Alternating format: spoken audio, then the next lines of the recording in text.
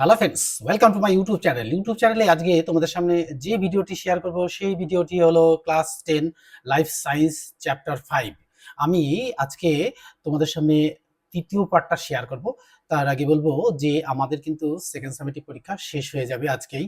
আর আজকে পরীক্ষা শেষ হয়ে গেলেই কিন্তু আমাদের কিন্তু থার্ড সামেটিভ অর্থাৎ ফাইনাল যেটা সামেটিভ হবে সেই পরীক্ষাটা হবে। তো তাই জন্য আমরা এর আগেই অর্থাৎ ওই থার্ড সামেটিভের আগেই যদি আমরা এই চ্যাপ্টারগুলোকে পড়ে নিই তাহলে কিন্তু আমাদের খুব সুবিধা হবে। কারণ কি, আমাদের সামনে একটা বড় অনুষ্ঠান অর্থাৎ দুর্গাপুজো। এই দুর্গাপুজোর মাসটাতে কিন্তু অনেক পুজোগুলোই আছে, সেই পুজোগুলোর মধ্যে কিন্তু আমাদের পড়া ঠিকঠাক হবে না। তাই আমি বলবো যে এই পুজোর আগে যদি আমরা চ্যাপ্টারগুলো শেষ করে নিই, আর আমাদের সেকেন্ড সামেটিভ পরীক্ষা শেষ হয়ে গেছে, এখন আমাদের যারা টেনে পড়ো তাদের কিন্তু আমার সামনে কিন্তু একটাই মাত্র বেড়া, সেই বেড়াটা হচ্ছে 2026 সালের মাধ্যমিক পরীক্ষা। তাই আমি বলবো যে এই ভিডিওগুলো সেকেন্ড সামেটিভ পরীক্ষার শেষে আসছে, কারণ হচ্ছে এগুলো 2026 সালে মাধ্যমিকের জন্য কিন্তু খুবই দরকারি হবে। তাই আমি তোমাদের সামনে আজকে শেয়ার করব এই যে জীবন বিজ্ঞান ও পরিবেশ পরিচয় চৌধুরী ভট্টাচার্য সাঁতরা, এই বইটা যাদের কাছে আছে তারা তো এই বইটা নিয়ে বসবে। আর যাদের কাছে এই রাইটারের বই নেই তারা অন্য যে কোনো রাইটারের বই নিয়ে বসলেই কিন্তু হয়ে যাবে। চ্যাপ্টারটা কিন্তু কি, চ্যাপ্টারটা হচ্ছে যে পরিবেশ, তার সম্পদ এবং তাদের সংরক্ষণ। এই চ্যাপ্টার থেকে আমি অলরেডি দুটো ভিডিও দিয়ে দিয়েছি। এই দুটো ভিডিও দেওয়ার পরে আজকে কিন্তু তৃতীয় নম্বর ভিডিও। এই তৃতীয় নম্বর ভিডিওতে আমি তোমাদের সামনে আলোচনা করব যে পরিবেশ এবং মানব সভ্যতা, অর্থাৎ পরিবেশ এবং মানব স্বাস্থ্য বা মানব সমাজ। দেখো, আমি এখানে লিখেছি যে সাজেশন ফর মাধ্যমিক life science 2026 class 10 subject life science chapter 5 part 3। এখানে পরিবেশ ও মানব সমাজ, আর 2 নম্বর হচ্ছে জীব বৈচিত্র্যের হট স্পট, 3 নম্বর হচ্ছে জীব বৈচিত্র্যের গুরুত্ব এবং জীব বৈচিত্র্য ও সংরক্ষণ। এই কটা নিয়ে তোমাদের সামনে আলোচনা করবো। আর এখান থেকে যে ধরনের কোশ্চেনগুলো আসার মতো, বড় কোশ্চেন, 2 নম্বরের কোশ্চেন কয়েকটা তোমাদের সামনে শেয়ার করব। সেই কোশ্চেনগুলো কিন্তু আমি বোর্ডে লিখে দেবো। তাই এটা লেখার আগে আমরা চলে যাব একদম সরাসরি চ্যাপ্টারে গিয়ে আমরা চলে যাব যে এই যে পরিবেশ এবং মানব সমাজ, এই পরিবেশটা কি, আমাদের চারপাশের যে অঞ্চলগুলো রয়েছে সেগুলি আমাদের পরিবেশ। আর এই পরিবেশের মানব সমাজ, এই মানব সম্পদ অর্থাৎ মানব স্বাস্থ্য, এই মানব সমাজ এবং মানব স্বাস্থ্য, এই দুটো কিন্তু দেখো, এই দুটো কিন্তু ওতপ্রোতভাবে জড়িত। এই মানব সমাজ মানব স্বাস্থ্য, এটা কিন্তু গুরুত্ব। হ্যাঁ, দেখো, মানব স্বাস্থ্যের উপর পরিবেশের প্রভাব অনস্বীকার্য। পরিবেশ দূষিত হলে তার প্রভাবে মানব স্বাস্থ্যের উপরে এসে পড়ে, যেমন বায়ু দূষণ, হাঁপানি, ব্রঙ্কাইটিস, নিউমোনিয়া ইত্যাদি রোগ সৃষ্টি হয়। দেখো, এই পরিবেশ দূষণ নানা কারণে হয়। এটা আমরা আগের ভিডিওতেও দেখিয়েছি যে পরিবেশ কি কি কারণে দূষিত হচ্ছে। এই দূষিত হওয়ার ফলে আমাদের যে এফেক্টটা হচ্ছে, সেই এফেক্টটাই হচ্ছে মানব স্বাস্থ্য। এই মানব স্বাস্থ্যের দিকে যদি আমরা না তাকাই তাহলে কিন্তু আমাদের কিন্তু বড় বিপদ। তাই এই মানব স্বাস্থ্য দেখতে গেলে আমাদের যে রোগগুলো হয়, দেখো আজমা, হাঁপানি, তো বায়ুতে মিশে থাকা ধূলি বালি, ছত্রাক ধুলো, ধোঁয়া, পরাগরেণু, ধূমপানের সাথে বা ধূমপানের ধোঁয়া ইত্যাদি বায়ু দূষক মানব সমাজে প্রবেশ করলে এই ধরনের শ্বাসকষ্ট হয় এবং এই ধরনের রোগ হয়। তাই দেখো, আমরা যারা ধূমপায়ী আর যারা ধূমপায়ী নয়, এই যে দুটোর মধ্যে পার্থক্য, যারা ধূমপান করে তারা তো নিজেদের ক্ষতি করছেই, আর তারা ধূমপান করছে বলে কিন্তু আমাদেরও ক্ষতি হচ্ছে। তারা আশপাশে থাকলে সেই ধোঁয়া, আমরা ধূমপান না করে কিন্তু আমাদের শ্বাসযন্ত্রের মধ্যে এই মানে ধোঁয়াটা বা দূষিত পদার্থটা ঢুকে যাচ্ছে। আর পরিবেশ নানা কারণে দূষিত হচ্ছে। এই দূষিত হওয়ার ফলেই কিন্তু, যেমন ধরো যানবাহনের ধোঁয়া, কলকারখানার দূষিত পদার্থের গন্ধ, এইগুলো সব কিন্তু পরিবেশকে দূষিত করছে। এই দূষিত হওয়ার ফলেই কিন্তু আমাদের শ্বাসযন্ত্রের মধ্যে ঢুকছে এবং এই ধরনের রোগগুলো হচ্ছে। তাহলে এর থেকে বিরত থাকতে হবে। দেখো, ব্রঙ্কাইটিস, দেখো ফুসফুসের বায়ু চলাচলের নালীর প্রদাহ। এই বায়ু চলাচল দেখো একটা পথে, যদি ধরো আমরা ঘরে কোনো জিনিসটাকে রেখে দিই, সেই জিনিসটার উপরে কি হয়, প্রতিনিয়ত একটা ধুলোর আস্তরণ পড়তে পড়তে একটা মোটা স্তর হয়ে যাবে, কিন্তু সেই পরে সেই জিনিসটা যে কালো রঙের ছিল কি সাদা রঙের ছিল এটা আমরা বুঝিয়ে উঠতেই পারি না, বুঝতেই পারি না। অর্থাৎ সেই দূষণকারক পদার্থগুলোর যে রং, সেই রংটাই হয়ে যাবে। তাই আমাদের শ্বাস নালীর মধ্যে দিয়ে কিন্তু এই প্রদাহ হয়। আর প্রদাহ হলে বায়ু ফুসফুসের চারপাশে চলাচল নালী প্রদাহ, বায়ু ফুসফুস মধ্যস্থ বঙ্কাস বা বঙ্কোলিওর এই রোগ আক্রান্ত হয়। ধোঁয়া, রাসায়নিক পদার্থ বিভিন্ন ইত্যাদি বায়ুথলিতে প্রবেশ করলে ঠান্ডা লাগে, রোগ হয়। এবং দেখো, এই ধরনের রোগের কারণই হচ্ছে এই পরিবেশ দূষণের ধোঁয়া। তারপর দেখো ক্যান্সার, এটা কিন্তু খুব মারাত্মক একটা রোগ, যে রোগের কিন্তু এখনো সঠিক ঔষধ এখনো আমরা আবিষ্কার করতে পারিনি, কিন্তু তার সত্ত্বেও আমরা তার একটা সাপোর্ট হিসাবে প্রথম দিক থেকে ধরা পড়লে আমরা কিন্তু সেই ক্যান্সার রোগটাকে একটু নিরাময় করতে পারি, কিন্তু কিছুদিনে বেঁচে থাকি। কিন্তু তারা কিন্তু যারা এই রোগে আক্রান্ত হয়েছেন তারা কিন্তু অবশেষে একদিন মৃত্যুর কোলে ঢলে পড়তেই হবে। তাই এই সমস্ত সমস্যাগুলি সমাধানের জন্য কিন্তু আমাদের সচেতন থাকতে হবে। দেখো এই ক্যান্সার সম্পর্কে একটু দেখি যে ক্যান্সার শব্দটি একটা ল্যাটিন শব্দ, আর ক্যানক্রাম থেকে উদ্ভব হয়েছে। ইংরেজিতে একে কার্সিনোমা বলে। এই যে পদার্থ থেকে ক্যান্সার সৃষ্টি হয় তাকে কার্সিনোজেন বলে। যে জিন থেকে ক্যান্সার হয় তাকে এই যে অঙ্কোজিন বলে। দেখো এখানে ছোট ছোট প্রশ্নগুলি, এগুলো কিন্তু খুব ছোট ছোট প্রশ্ন।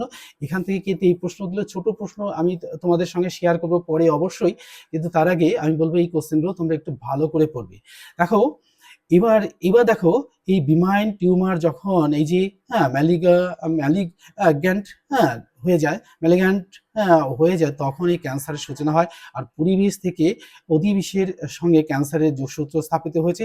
কীটনাশক, আগাছা, তেজস্ক্রিয় পদার্থ মানব শরীরে ক্যান্সার ঘটাতে পারে।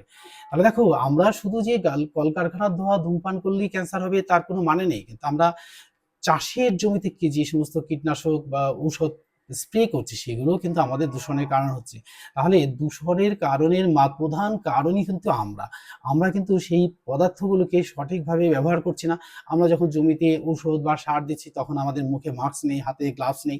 এই সমস্ত কিছু কিন্তু আমাদের কিন্তু বিজ্ঞান বলে দিয়েছেন, কিন্তু বলে দেওয়ার সত্ত্বেও আমরা সেটা সঠিকভাবে পালন করছি না। কারণ কি, আমরা সেই ব্যাপারটাকে এখনো কিন্তু 100% ওয়াকিবহাল হইনি যে সেটার পদ্ধতি অর্থাৎ ব্যবহারের পদ্ধতিটা সম্পর্কে আমাদের জানতেই হবে। দেখো আমরা রাস্তাঘাটে দেখি না, যানবাহনের সাথে সাথে দেখো কিছু কিছু যানবাহনের এত ধোঁয়া, তারা জানেও না যে এটা কি দূষণ করছে, কিন্তু সে তার নিজের স্বাধীনভাবে চলছে। বলতে গেলেই কিন্তু সমস্যা এসে যাচ্ছে। কিন্তু সেটা যদি আমরা সরকার থেকে কঠোর পদক্ষেপ না নেওয়া হয় তাহলে কিন্তু এগুলো বন্ধ হবে না। ঠিক তেমনভাবেই আমরা কৃষকদেরকে যদি সঠিকভাবে না শেখাতে পারলে কৃষকরা কিন্তু সেই খালি হাতেই সার দিয়ে যাচ্ছে, খালি মাস্ক না পরেই কিন্তু ওষুধ দিয়ে যাচ্ছে, কিন্তু তারাই বেশি এফেক্টেড হচ্ছে। এবং তারা তো এফেক্টেড হচ্ছেই, তার সাথে সাথে কিন্তু তার আশপাশ অঞ্চলে যারা বসবাস করছে তারাও এফেক্টেড হচ্ছে। আর সেই যে চাষের জমিতে যে দূষিত কীটনাশক বা সার ব্যবহার করছে সেগুলো কিন্তু নালাপথে গিয়ে নদী থেকে সমুদ্রে সমস্ত পরিবেশটাকে দূষণ করে তুলছে। তাই আমরা কিন্তু কৃষক বন্ধুদেরকে যদি আমরা সঠিকভাবে না শেখাতে পারি তাহলে কৃষক বন্ধুরাও বিপদে পড়বে না, আমরাও বিপদে পড়বো। তাই এই পদ্ধতিটাকে সঠিকভাবে চালানোও করতে হবে। তা দেখো এই ক্যান্সারের রোগের কয়েকটি লক্ষণ কি হয়। ক্যান্সারের রোগে দেখলে গ্যান্ডেরস্ফীতি, লসিকাগ্রন্থিস্ফীতি, শ্বেত কণিকার সংখ্যা বৃদ্ধি, গলা ধরা বা কমা, গলায় স্থায়ী ঘা, যে কোনো স্থানে অত্যধিক রক্তক্ষরণ ইত্যাদি হতে পারে। এই সমস্ত লক্ষণগুলো যদি আমাদের শরীরে দেখা যায় তাহলে আমরা কিন্তু অবশ্যই বুঝে যাব যে এটা ক্যান্সারের সিমটম। এই ক্যান্সার সিমটম যদি প্রথম থেকেই আমরা যারা শিক্ষিত মানুষ তারা তো প্রথম থেকেই বুঝতে পারি, কিন্তু দেখো যে আমাদের দেশটা কিন্তু কৃষিপ্রধান দেশ। এই কৃষিপ্রধান দেশে কত মানুষ, তাদের 75% থেকে প্রায় 80% এর কাছাকাছি মানুষই কিন্তু কৃষিজীবী। তারা কিন্তু এই কৃষির উপরে নির্ভর করে বেঁচে থাকেন। দেখো তাদের উপরে নির্ভর করেই কিন্তু আমরা বেঁচে থাকি। কি তাদেরকে কিন্তু বলাও কিন্তু কঠিন, কিন্তু তাদেরকে বোঝাতে হবে, বুঝিয়ে তাদেরকে কিন্তু সেই কাজে ব্রতী করতে হবে, অর্থাৎ কিভাবে এগুলো ব্যবহার করতে হবে। আর এই সমস্ত রোগ হলে তারা কিভাবে জীবনযাপন করবেন সেটাও কিন্তু তাদেরকে জানাতে হবে। এটা কিন্তু তাদেরকে না জানালে আমাদের পরিবেশ পিছিয়ে পড়বে। এবার চলে আসবো যে আমাদের জীব বৈচিত্র্য এবং সংরক্ষণ। দেখো এই জীব বৈচিত্র্য সংরক্ষণ, জীব বৈচিত্র্য সম্পর্কে, জীব বৈচিত্র্য প্রকৃতির এক অবিচ্ছেদ্য অংশ এবং যেখানে বিভিন্ন প্রজাতির জিনগত পার্থক্য উপস্থিত হয়। কোনো নির্দিষ্ট স্থানে জলে কিংবা স্থলে বসবাসকারী বিভিন্ন উদ্ভিদ বা প্রাণী প্রজাতির প্রাচুর্যতাকেই নির্ভর করে। পৃথিবীর বুকে বসবাসকারী উদ্ভিদ, প্রাণী, জীবাণুর জীব বৈচিত্র্যের মূল ধারাকেই অনুসরণ করে। তাই জীব বৈচিত্র্য হলো বিভিন্ন রকমের জীবন সম্পর্কে সংগঠন এবং যার প্রধান উপাদান হলো উদ্ভিদ এবং প্রাণী। দেখো এই উদ্ভিদ ও প্রাণী অর্থাৎ জীব বৈচিত্র্যকে সংরক্ষণ করতে হবে। দেখো বিজ্ঞানের নার্স এবং ম্যাকমানুস 1980 খ্রিস্টাব্দে সর্বপ্রথম জীব বৈচিত্র্যকে ব্যাখ্যা করেন। এখানে দেখো দুটো তিনটে ছোট ছোট কোশ্চেন, এই কোশ্চেনগুলো কিন্তু তোমরা দাগিয়ে নেবে, এগুলো কিন্তু পরীক্ষায় আসার মধ্যে অর্থাৎ আসবেই, তোমরা 100% ধরে নিতে পারো এগুলো আসবে। কেন আমি বলবো 100%? এই কোশ্চেনগুলো হয়তো এমসিকিউ আসতে পারে, ঠিক দ্য কারেক্ট অ্যান্সারে আসতে পারে, ফিল ইন দ্য ব্ল্যাঙ্কসে আসতে পারে, আবার এক কথায় কিন্তু কোশ্চেনগুলো আসতে পারে। তাই দেখো 1985 খ্রিস্টাব্দে জীববৈচিত্র্য শব্দটি প্রবর্তন করেন। এবার জীব বৈচিত্র্য, এই জীব বৈচিত্র্যটা কি? দেখো বিভিন্ন প্রকার বাস্তুতন্ত্র অথবা পরিবেশে কিংবা বাসস্থলে জীবের মধ্যে যেসব বিভিন্নতা দেখা যায় তাকে আমরা এক কথায় জীব বৈচিত্র্য বলবো। এবার দেখো জীব বৈচিত্র্যের মধ্যে তিনটে শ্রেণী পড়ে। জীব বৈচিত্র্যের গঠন ভিত্তিক চরিত্র বিচারে জীব বৈচিত্র্যকে তিনটি শ্রেণীতে ভাগ করা যেতে পারে। এক নম্বর দেখো জিনগত বৈশিষ্ট্য, এবার প্রজাতিগত বৈশিষ্ট্য, আর হচ্ছে বাস্তুতান্ত্রিক বৈশিষ্ট্য। দেখো একটা একটা করে তোমাদের বলি যে একটি নির্দিষ্ট প্রজাতির মধ্যে জিনের যেসব পরিবর্তন বা রূপভেদ লক্ষ্য করা যায় তাকে জিনগত বৈশিষ্ট্য বলা যায়। তাই উদ্ভিদ ও প্রাণীর জিনগত বিন্যাসের জন্য একে অপরের উপরে পৃথক, একে অপরের থেকে পৃথক হয়। এই জিনগত কারণে দেখো আমরা পরিবেশের সব উদ্ভিদ, সব মানুষ, সব প্রাণী কিন্তু একই রকম নয়। মানুষের মধ্যে কিছু প্রকারভেদ আছে, উদ্ভিদের মধ্যে প্রকারভেদ, এটা জিনগতভাবেই সাধারণত হয়। এবার দেখো প্রজাতিগত, কোনো একটি নির্দিষ্ট অঞ্চলে যত রকমের প্রজাতি বর্তমান তাকেই প্রজাতিগত বৈচিত্র্য বলে। এই প্রজাতি দেখো আমাদের দেশে বিভিন্ন প্রজাতির উদ্ভিদ প্রাণী সমস্তই রয়েছে, এটা কিন্তু নির্ভর করে এই জীব প্রজাতিগত বৈচিত্র্যের উপরে। এবার বাস্তুতান্ত্রিক বৈচিত্র্য, এটি বিস্তৃত অঞ্চলে বিভিন্ন বাস্তুতন্ত্রের প্রকারভেদকে বাস্তুতান্ত্রিক বৈচিত্র্য বলে। এবার আসবো যে জীব বৈচিত্র্যের গুরুত্ব। দেখো জীব বৈচিত্র্যের গুরুত্ব অপরিকল্পনীয়। হ্যাঁ, নিচে কয়েকটি গুরুত্ব উল্লেখ করা। দেখো খাদ্য উপাদান, দেখো আমরা এই খাদ্য উপাদানের মধ্যে দেখো খাদ্যের উপর মানে উৎস হিসাব করে উদ্ভিদের গুরুত্ব অনস্বীকার্য। সবুজ উদ্ভিদেরা খাদ্য সংশ্লেষ এবং তাদের বিভিন্ন অঙ্গে সঞ্চিত রাখে, সেই খাদ্য মানুষ সহ সমস্ত প্রাণী ভক্ষণ করে। আর কৃষিক্ষেত্রে নানা রকম ফসল, ধান, গম, জোয়ার বাজরা, ডাল জাতীয় বিভিন্ন রকমের সবজির মধ্যে সবজি চাষ করা হয়, যা থেকে উদ্ভিজ্জ খাদ্য আমরা পেয়ে থাকি। দেখো আমরা কিন্তু উদ্ভিদরা যে খাদ্য খায় সেটা কিন্তু আমরা মাটি থেকে সরাসরি খেতে পারি না, অর্থাৎ উদ্ভিদ তার দেহে অর্থাৎ দেহে থেকেই কিন্তু সেই ফল বা ফল বীজের মধ্যে সেই খাদ্যটাকে সঞ্চিত করে রাখে, এবং সেই সঞ্চিত খাদ্যটাই কিন্তু আমরা উদ্ভিদের কাছ থেকেই পেয়ে থাকি। সেটা তুমি ধান, গম বলতে পারো, এবং যত ফল আছে তাও বলতে পারো। সেই ফল থেকে বা ফসল থেকে বা সবজি থেকে কিন্তু সেই খাদ্যটা আমরা পেয়ে যাই। এবার দেখো ড্রাগ এবং ঔষধ প্রস্তুতি, দেখো মানুষের রোগ নিরাময়ের, স্বাস্থ্য রক্ষায় ভেষজ উদ্ভিদের গুরুত্ব অপরিসীম। দেখো এই মরফিন, কুইনাল, লেসারপিন, ভ্যাকসিন প্রভৃতি উপকার এবং বিভিন্ন ভেষজ উদ্ভিদ থেকে পেয়ে থাকি। দেখো যেমন সর্পাগন্ধা গাছের মূল থেকে রেসারপিন, সিঙ্কোনা গাছের ছাল থেকে কুইনাইন এবং ধুতরা গাছের পাতার রসে পাওয়া যায় ডাটুরিন। ডাটুরিন বাসক গাছের পাতায় পাওয়া যায় ভ্যাকসিন। দেখো এই সমস্ত কিন্তু উদ্ভিদের কাছ থেকে আমরা ধুতরা গাছের কাছেও পাবো না, কুইনাইনের কাছেও পাবো না, আবার তামাক গাছ থেকে পাবো না, সর্পগন্ধা গাছ থেকে কিন্তু এটা সরাসরি পেয়ে যাব না। এর থেকে এই যে নির্যাসগুলো বের করা হয় সেইগুলো থেকেই ওষুধ তৈরি হয়। তাই দেখো আমরা সকলেই কিন্তু প্রত্যক্ষ এবং পরোক্ষভাবে এই উদ্ভিদের উপরেই নির্ভরশীল। তাই দেখো ড্রাগ এবং ঔষধ প্রস্তুতিতেই কিন্তু এই উদ্ভিদই কিন্তু প্রধান। তাই আমাদের দেশ কৃষি প্রধান দেশ, এই দেশে ভেষজ উদ্ভিদের অভাব কিন্তু নেই। তাই দেখো অনেক দেশকেই কিন্তু আমাদের দেশের উপরে নির্ভর করতে হয়। কারণ কি বলতো? কারণ হচ্ছে আমাদের দেশ হচ্ছে কৃষি প্রধান দেশ, অর্থাৎ ভেষজ উদ্ভিদের দেশ। এই দেশ থেকে কিন্তু এই মানে জীবনদায়ী ঔষধ অর্থাৎ জীবনদায়ী কিছু গাছ আমরা তৈরি করে ফেলেছি, এই গাছ থেকেই কিন্তু ওষুধ তৈরি হয়। কিন্তু আমরা ওষুধ কিন্তু মাটির তলা থেকে খুঁড়ে ওষুধ আলাদা আলাদা জ্বরের ওষুধ, কাশির ওষুধ বেরোয় না। এই সমস্ত ওষুধটাই পাই কিন্তু আমরা উদ্ভিদের কাছ থেকে। তাই উদ্ভিদের উপরেই কিন্তু আমাদের নির্ভর করে থাকতে হয়। তাহলে যে সমস্ত জীবনদায়ী ভেষজ উদ্ভিদগুলো হলো সেই উদ্ভিদগুলো সম্পর্কে আমরা একটু জানলাম। এবার দেখো বাস্তুতন্ত্রের ভারসাম্য। দেখো বাস্তুতন্ত্রের জীব প্রদাহ সম্প্রদায় পরস্পর নির্ভরশীল হয়ে বসবাস করে। কোন একটি উদ্ভিদ বা প্রাণী প্রজাতির বিলুপ্ত হওয়ার অর্থ হচ্ছে খাদ্য শৃঙ্খলে বিঘ্ন ঘটায় এবং বাস্তুতন্ত্রের ভারসাম্য বিঘ্নিত হয়। এই বাস্তুতন্ত্রের বিঘ্ন ঘটলেই কিন্তু আমরা কিন্তু অচল হয়ে যাবে। দেখো আমরা উদ্ভিদের উপর নির্ভরশীল, উদ্ভিদ কিন্তু আমাদের উপর নির্ভরশীল। তা দেখো সমস্ত কিছুই নির্ভর করে এই বাস্তুতন্ত্রের ভারসাম্যের উপর। এবার দেখো জলবায়ু নিয়ন্ত্রণ, এই জলবায়ুতে বিভিন্ন প্রকার উদ্ভিদ পরিবেশের জলবায়ুকে নিয়ন্ত্রণ করে। পরিবেশের শীতল রাখতে, বৃষ্টিপাত ঘটাতে উদ্ভিদ কিন্তু অনস্বীকার্য। দেখো আমাদের বাবা মা কি উপকার করেন, আমার তার তুলনায় দেখো বাবা মা জন্ম দিয়েছেন, এটা তো বড় অবদান, কিন্তু দেখো আমাদের বেঁচে থাকার জন্য বাবা মা কিন্তু আমাদের অক্সিজেন দিতে পারবে না। এই উদ্ভিদ সবচেয়ে আমাদের বড় বন্ধু। উদ্ভিদ এক মুহূর্ত না দিলে কিন্তু আমরা মরে যাবো। বাবা মা এক মুহূর্তে একবেলা দুদিন না খেতে দিলে বেঁচে থাকবো, বাট এই যে উদ্ভিদের কাছ থেকে যদি আমরা অক্সিজেন না পেয়ে থাকি, তাহলে কিন্তু আমরা সেটাকে, হ্যাঁ, সেই অক্সিজেন না নিয়ে বেঁচে থাকতে পারবো না। তাই দেখো এই উদ্ভিদের উপরই কিন্তু নিয়ন্ত্রণ করে আমাদের এই বেঁচে থাকা। অর্থাৎ তারপরে দেখো অর্থনৈতিক গুরুত্ব। অর্থনীতি দেখো গৃহস্থলী গৃহ সামগ্রী, আসবাবপত্র, কাগজ প্রস্তুতি, আঠা, রজন, মধু, মোম, হ্যাঁ, সিল্ক, উল, মুক্তো। দেখো এই সব জিনিস কিন্তু আমরা উদ্ভিদজাত থেকে পেয়ে যাই। গৃহস্থলী তৈরি করতে গেলে আমাদের বাঁশ কাঠ লাগবে, এটা আমরা উদ্ভিদ থেকে পেয়ে যাই। উদ্ভিদ ছাড়া কিন্তু আমাদের বাঁশ কাঠ পাওয়াই যাবে না, অচল। তারপর দেখো কাগজ। আজকে আমাদের সভ্যতায় এত এগিয়ে গেছে, কাগজের উপর নির্ভরশীল। এই কাগজ কিন্তু আমরা মাটির তলা থেকে পাই না, এটা কিন্তু আমরা কাগজ উদ্ভিদ থেকেই পাই।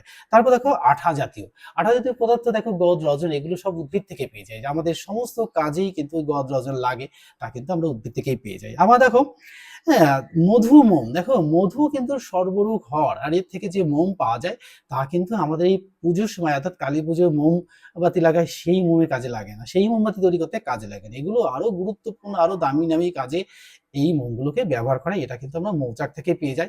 আর এই সমাজবদ্ধ প্রাণীদের মধ্যে আমাদের মতো সমাজবদ্ধ প্রাণী কিন্তু এই মৌমাছি। এই মৌমাছিদের কাছ থেকে কিন্তু আমরা মধু এবং মোম পেয়ে থাকি। দেখো সিল্ক, একটা রেশম কীট, অর্থাৎ রেশম পোকা থেকে কিভাবে দেখো আমরা সুতোটা পেয়ে যাই, তার থেকে কত দামি দামি সিল্ককে সুতো তৈরি করে তার থেকে বস্ত্র তৈরি করি, বস্ত্রগুলো বিদেশের বাজারে বিক্রি করে আমরা প্রচুর অর্থ উপার্জন করি। আবার দেখো উল। উল দেখো কিরকম, উল কিন্তু আমরা গাছের ফল নয়, দেখো আমরা প্রাণীদের থেকে পেয়ে থাকি, অর্থাৎ ভেড়ার লোম থেকে কিন্তু আমাদের উলটা তৈরি হয়। দেখো আবার এই মুক্তো, আমরা অর্নামেন্টস তৈরি করতে গেলে, অর্নামেন্টস তৈরি করতে গেলেই কিন্তু আমাদের মুক্তো লাগে। এই মুক্তোটা কিন্তু আমরা পেয়ে থাকি এই ঝিনুক থেকে। এই ঝিনুকই কিন্তু ঝিনুকের উপর নির্ভর করেই আমাদের এই কিন্তু অর্নামেন্টস জগতের একটা গুরুত্বপূর্ণ ভূমিকা পালন করে রেখেছে এই মুক্তো। এই মুক্তো আমরা পেয়ে থাকি কার থেকে? এই ঝিনুক ঝিনুক প্রজাতি থেকে, অর্থাৎ ঝিনুক থেকে আমরা পেয়ে থাকি। এবার দেখো শিল্প সাহিত্য। শিল্প কারখানা তৈরি করতে গেলে দেখো পাট শিল্প থেকে, চা শিল্প থেকে, কাগজ শিল্প থেকে, সমস্ত কিছুতেই কিন্তু আমাদের উদ্ভিদের উপর নির্ভর করতে হয়। এই উদ্ভিদ কিন্তু শিল্প তৈরিতেও কিন্তু সাহায্য করে।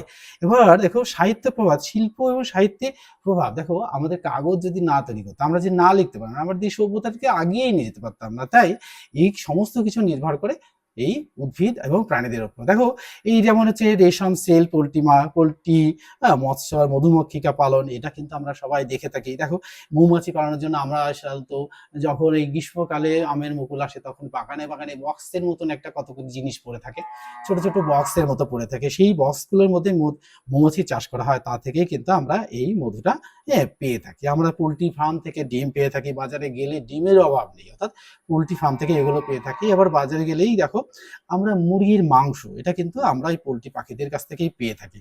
তাই দেখো এইবার চলে আসবো জীব বৈচিত্র্য হটস্পট। দেখো এই হটস্পটটা কি একটুখানি বলি।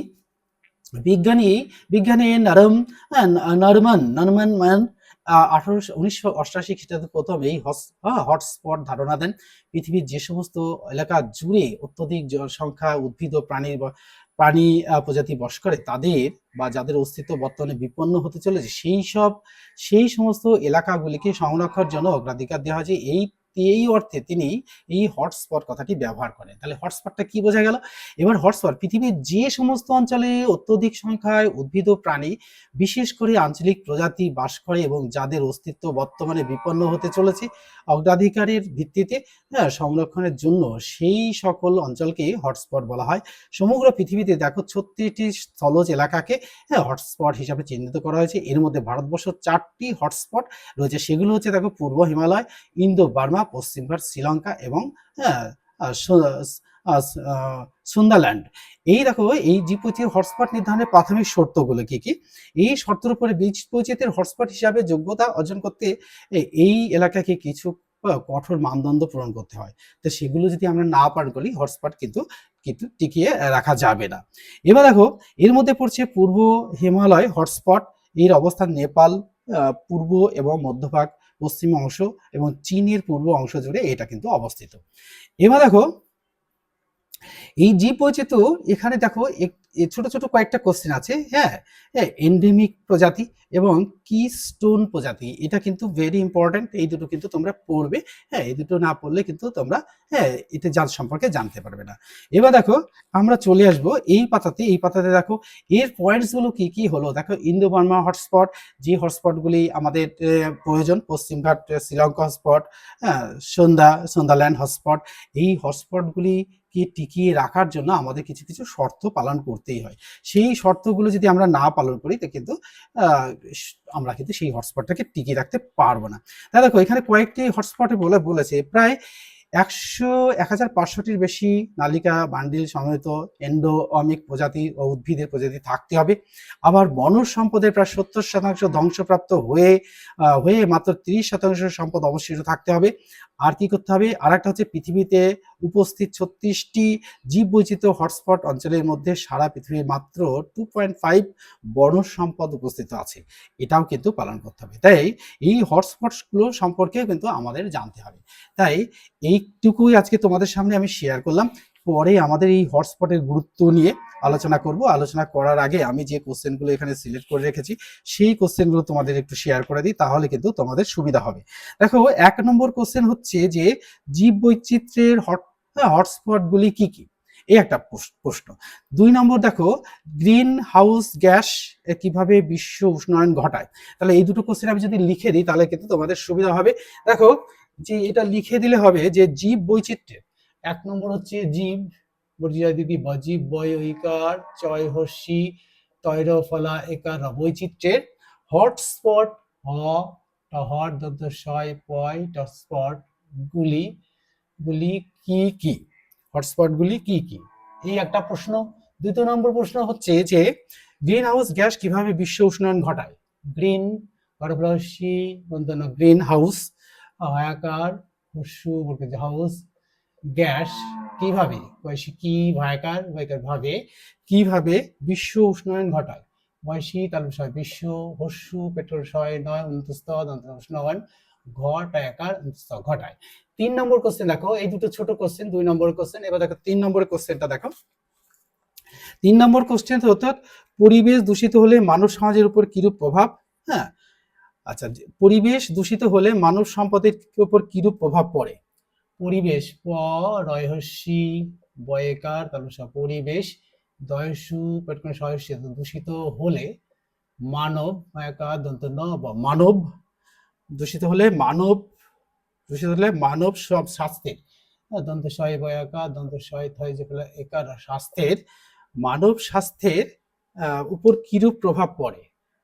মানব স্বাস্থ্যের উপর হস্যু পর অপর কি রয় দীর্ঘ রূপ প্রভাব পরফলা ভয়াকার বা প্রভাব পড়ে পড়ে তা তা আলোচনা করো, তা আলোচনা করো। লয়কার আলো চ দন্তনা ক র করো। 4 নম্বর কোশ্চেন দেখো। 4 নম্বর কোশ্চেন হচ্ছে জীব বৈচিত্র্য কাকে বলে, জীব বৈচিত্র্যের গুরুত্ব লেখো। জীব বয়কার চয় হস্যি তৈরফলা কারা বৈচিত্র্য কাকে বলে, কয়কার কাকে বলে। আর জীব বৈচিত্র্যের 3টি গুরুত্ব লেখো। জীব জব বয়কার চয় হস্যি তৈরফলা একার বৈচিত্র্যের 3টি দন্ত ন 3টি রয়সু তয় গুরুত্ব লয়কার খ লেখো।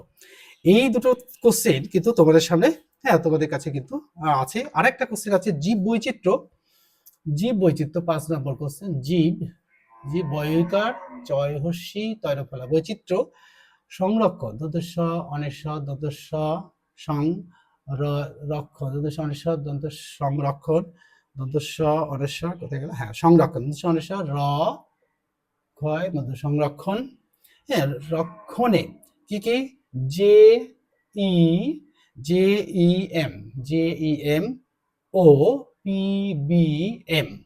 পিবিআর এর ভূমিকা লেখো। এর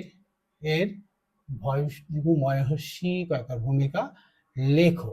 দেখো এই কোশ্চেনগুলো কিন্তু ভেরি ভেরি ইম্পর্টেন্ট, যারা 2026 সালে মাধ্যমিক দেবে তাদের পক্ষে কিন্তু এটা লাগবেই, কারণ হচ্ছে এই যে জীব বৈচিত্র্য হটস্পটগুলি কি কি, এটা একটা প্রশ্ন। তারপর হচ্ছে গ্রিন হাউস গ্যাস কিভাবে বিশ্ব উষ্ণায়ন ঘটায়, 2 নম্বর প্রশ্ন।